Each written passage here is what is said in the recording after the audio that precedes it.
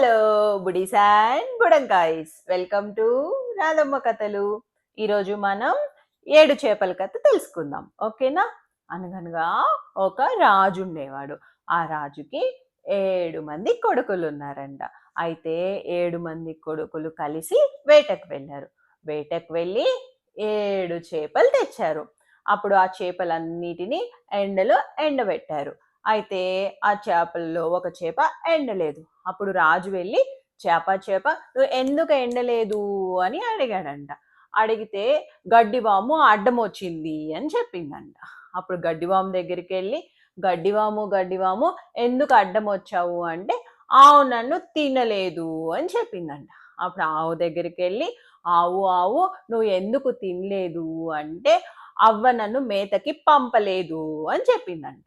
అప్పుడు అవ్వ దగ్గరికి వెళ్ళి, అవ్వ అవ్వ నువ్వెందుకు ఆవుని మేతకి పంపలేదు అంటే, పాప ఏడ్చింది అని చెప్పిందంట. అప్పుడు పాప దగ్గరికి వెళ్ళి, పాప పాప నువ్వెందుకు ఏడ్చావు అంటే, చీమ నన్ను కుట్టింది అని చెప్పిందంట.